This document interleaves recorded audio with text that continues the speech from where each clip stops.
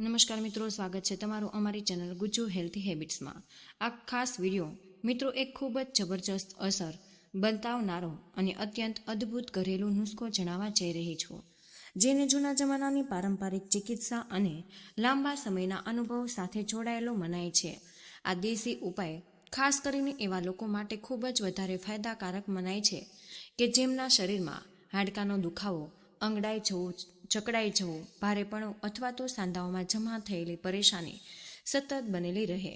ધીમે ધીમે આ બધી જ મુશ્કેલીઓને અંદરથી ઓછી કરવામાં મદદ કરે છે અને શરીરને ફરીથી પહેલાંની જેમ હળવું, ચુસ્ત અને એક્ટિવ બનાવવામાં સહાયક મનાય છે। આમ તો હું પહેલાં પણ હેલ્થ સાથે જોડાયેલી ઘણી બધી બીમારીઓ અને સમસ્યાઓ પર વિડીયો બનાવી ચૂકી છું, જેમાં દરેક બીમારી વિશે ખુલ્લીને માહિતી આપવામાં પણ આવી છે અને તેના માટે ઘણા આયુર્વેદિક અને ઘરેલું નુસ્ખા તમારી સાથે શેર કરવામાં આવ્યા છે। પરંતુ આજે હું તમને જે ઘરેલું રીત જણાવી છું તે બાકીના ઘણા ઉપાયોની સરખામણીમાં વધારે સરળ અને વધારે અસરકારક મનાય છે। મિત્રો, આ એટલી સરળ રીત છે કે કોઈ પણ માણસ વધારે મહેનત કર્યા વગર અને વધારે સમય બગાડ્યા વગર આને તરત જ તૈયાર કરી શકે। આ ઉપાયની સૌથી મોટામાં મોટી ખાસિયત એ છે કે આને તૈયાર કરવા માટે માત્ર 2 વસ્તુની જરૂર પડે। બંને વસ્તુઓ એટલી સામાન્ય છે, કાં તો તમારા ઘરના રસોડામાં પહેલેથી જ હાજર મળી જશે અથવા તો તમારી આસપાસના કોઈ પણ કરિયાણા કે જનરલ સ્ટોર પર થોડી જ મિનિટોમાં સરળતાથી મળી જાય। મિત્રો, આને તૈયાર કરવાની રીત પણ ખૂબ જ સરળ છે। ભલે તમે સવારનો સમય પસંદ કરો કે સાંજનો, આ દરેક સમયે ઉપયોગમાં લઈ શકાય અને ખૂબ જ ઝડપથી બનીને તૈયાર થઈ જાય। પરંતુ મિત્રો, અહીંયા એક ખૂબ જ જરૂરી વાત સમજાવવી અત્યંત આવશ્યક છે। આ ઉપાયનો પૂરો લાભ ત્યારે જ મળે જ્યારે તમે મારી દરેક વાતને ધ્યાનથી સાંભળો, દરેક લાઈનને સારી રીતે સમજો અને કોઈ પણ ઉતાવળ વગર આને તમારી રોજની જિંદગીનો હિસ્સો બનાવશો। વિડીયોમાં મિત્રો આગળ વધતા પહેલાં કમેન્ટ કરીને મને એ પણ જરૂર જણાવજો કે તમે મને ક્યાંથી જોઈ રહ્યા છો। શું તમે દિલ્હી, પટના, ઇન્દોર કે લખનૌથી જોડાય છો? તો હું દરેક કમેન્ટને ધ્યાનથી વાંચું અને તમારી પ્રતિક્રિયાને રાહ જોઉં છું। હવે જરા વિચારી જુઓ કે જો તમારા ખભામાં હંમેશા ભારેપણું અનુભવાતું હોય, જેમ કે ત્યાં કોઈ વજન રાખેલું હોય, જો વચ્ચે વચ્ચે ત્યાં દુખાવો કે ચીચિયાળી ઉપડતી રહેતી હોય, તો જો તમારા ઘૂંટણમાં સોય જેવી ખૂંચન થતી હોય, ચાલતી વખતે બળતરા અનુભવાય, તો મિત્રો તમારા હાથ અને પગના સાંધાઓમાં સતત દુખાવો કે અકળામણ બનેલી રહેતી હોય અને જો તમારી માંસપેશીઓમાં દરેક સમયે ખેંચાણ, કસાણ કે તણાવ અનુભવાતો હોય, તો માની લો કે આ દેશી ઉપાય તમારા માટે કોઈ વરદાનથી ઓછો સાબિત નહીં થાય। ખાસ કરીને ત્યારે જ્યારે તમે સીડીઓ ચડો અથવા ચાલવાનું શરૂ કરો અને તે જ સમયે દુખાવો કે અસહજતા વધારે વધી જાય, ત્યારે તમારે આ ઘરેલું નુસ્ખાની જરૂર અપનાવીને જોવો જોઈએ। ઘણા લોકોને આનો સારો ફાયદો જોવા મળ્યો છે। જુઓ મિત્રો, આપણા શરીરની અંદર જ્યારે પણ 2 હાડકાં પરસ્પર જોડાય, ત્યાં એક સાંધો એટલે કે જોઈન્ટ બને। તે સાંધાની વચ્ચે એક નરમ પડ હાજર હોય જે કુશનની જેમ કામ કરે। સામાન્ય ભાષામાં લોકો આને કુશન પણ કહે, પરંતુ મેડિકલ ભાષામાં આને કાર્ટિલેજ કહેવાય। આ જ કાર્ટિલેજ બંને હાડકાને પરસ્પર ઘસાતા બચાવે અને શરીરની મૂવમેન્ટ એટલે કે હરવા ફરવાની સરળ બનાવે। પરંતુ જેમ જેમ માણસની ઉંમર વધતી જાય અથવા શરીર અંદરથી નબળું પડવા લાગે, તેમ આ કાર્ટિલેજ ધીમે ધીમે ઘસાવાનું શરૂ થઈ જાય છે। ઘણીવાર આ પડ એટલું વધારે ખરાબ થઈ જાય કે લગભગ ખતમ થવાની સ્થિતિમાં પહોંચી જાય છે। જ્યારે આ કુશન જેવું પડ ઓછું થઈ જાય ત્યારે બંને હાડકાં પરસ્પર સીધા ટકરાવા લાગે અને આ જ કારણ ઘૂંટણ, ખંભા કે કોઈ પણ સાંધામાં અસહ્ય દુખાવો, સોજો અને પરેશાની શરૂ થાય। ઘણા લોકો જણાવે છે કે તેમને ઘૂંટણમાં સોય જેવી ખૂંચન અનુભવાય છે, ખભા પૂરી રીતે અકળાઈ જાય, આંગળીઓ પણ સરળતાથી વળી શકતી નથી।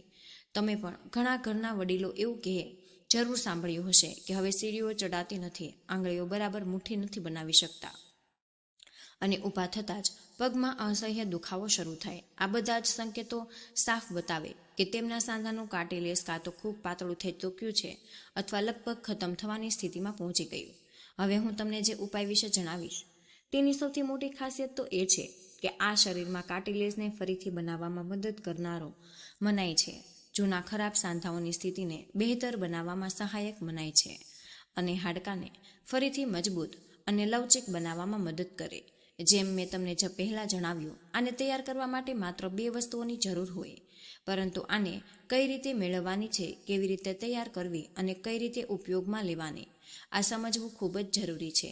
એટલા માટે હું તમને હાથ જોડીને વિનંતી કરું છું કે પૂરી વાતને ધ્યાનથી સાંભળો, સારી રીતે સમજો અને પોતાની લાઈફમાં અપનાવીને આનો લાભ જરૂર ઉઠાવો. સૌથી પહેલાં તમારે એક સાફ અને પૂરી રીતે સુકાયેલી કાચની બોટલ લેવી. સૌથી જરૂરી વાત છે કે આ બોટલ કોઈ પણ સંજોગોમાં પ્લાસ્ટિકની ન હોવી જોઈએ. આ માત્ર ગ્લાસની એટલે કે કાચની બોટલ જ હોવી જોઈએ. કારણ કે જ્યારે પણ આપણે કોઈ તેલ, ખાસ કરીને દેશી કે આયુર્વેદિક નુસ્ખાઓમાં ઉપયોગમાં લેવાતું તેલ પ્લાસ્ટિકની બોટલમાં રાખીએ છીએ ત્યારે તે પ્લાસ્ટિકના કેમિકલ્સ ધીમે ધીમે તેલની ક્વોલિટીને ખરાબ કરવાનું શરૂ કરે અને તેની અસર પણ ઓછી થવા લાગે. જો તમારા ઘરમાં પહેલેથી જ સરસવનું તેલ હાજર છે તો તમે તેના ઉપયોગ પણ કરી શકો. જો તમે ઈચ્છો કે આ ઉપાય વધારે ઝડપથી અને વધારે ઊંડાણપૂર્વક અસર બતાવે તો તમારી સલાહ એ જ રહેશે કે સરસવના તેલની જગ્યાએ તમે તલનું તેલ ઉપયોગમાં લ્યો. કારણ કે તલનું તેલ પૂરી રીતે નેચરલ અને વગર મેળવણીવાળું મનાય અને સદીઓથી દરેક પ્રકારના દુખાવાને ઓછું કરવાનું ખૂબ જ તે અસરકારક રસ્તો માનવામાં આવે છે. આયુર્વેદમાં તલના તેલને સૌથી શ્રેષ્ઠ અને સૌથી પ્રભાવશાળી તેલમાં બતાવવામાં આવ્યો છે. ત્યાં સુધી કે જૂના ધાર્મિક અને આયુર્વેદિક ગ્રંથોમાં પણ એવું લખાવ્યું છે કે તેલ શબ્દની અસલી શરૂઆત તલ શબ્દ પરથી જ થઈ અને બાકીના બધા તેલ પછીથી બનાવવામાં આવ્યા. આયુર્વેદના પ્રસિદ્ધ પુસ્તક અષ્ટાંગ હૃદયમાં પણ સાફ શબ્દોમાં બતાવ્યું છે કે જે પણ માણસ રોજ જે તલના તેલથી હળવા હાથે પૂરા શરીરની માલિશ કરે છે તે જિંદગીભર ઘૂંટણના દુખાવા, સાંધાની અકળામણ અને શરીરના કોઈ પણ ભાગમાં થનારા દુખાવાથી ઘણી હદ સુધી બચેલો રહી શકે.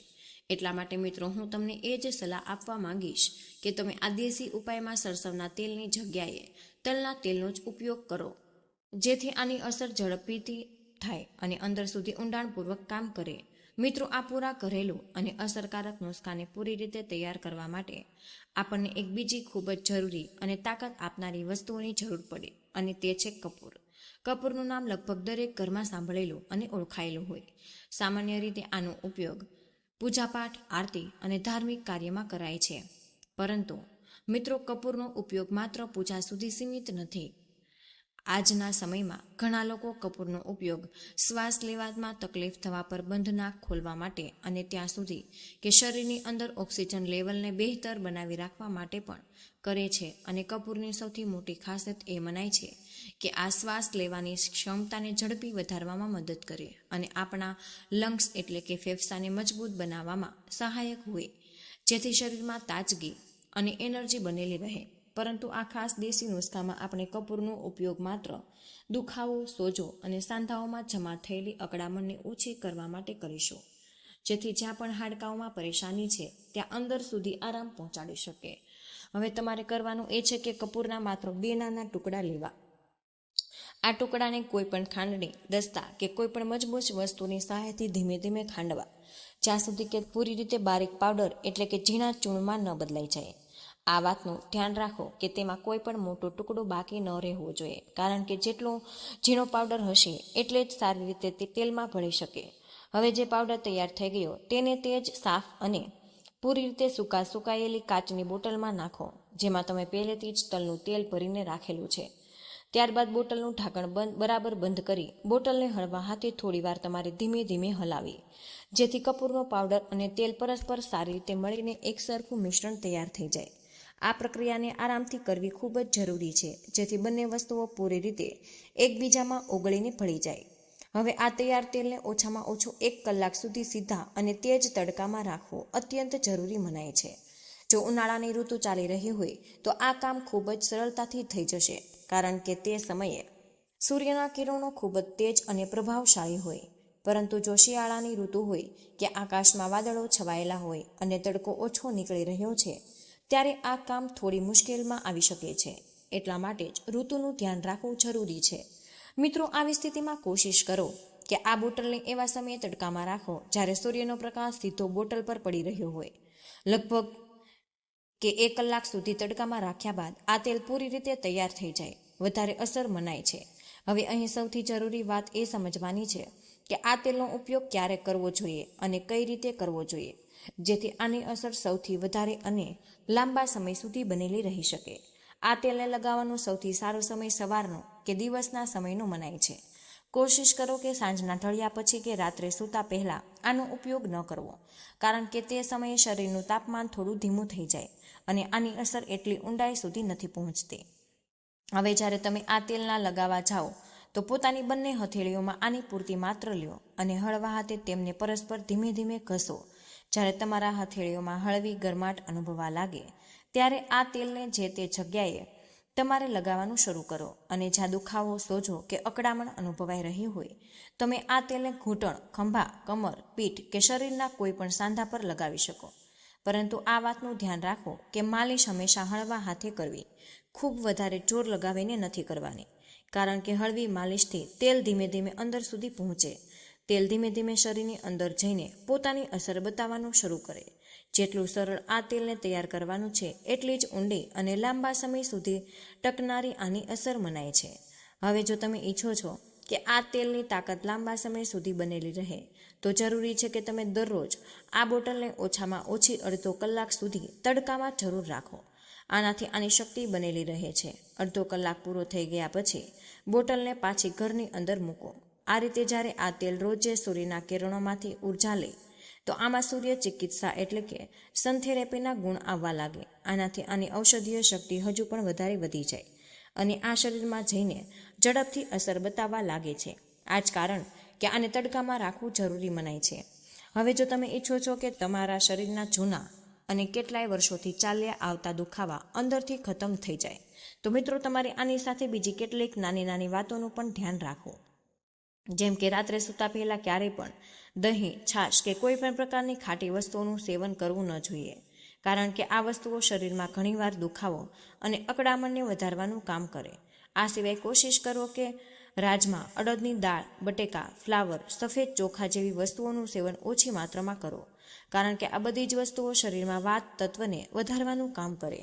જ્યારે શરીરમાં વાત વધી જાય ત્યારે સાંધાઓની અંદર હાજર નેચરલ મોઇશ્ચરાઇઝ એટલે કે પ્રાકૃતિક ભેજ ધીમે ધીમે સુકાવા લાગે છે અને કાર્ટિલેજ નબળું પડીને ખતમ થવા લાગે.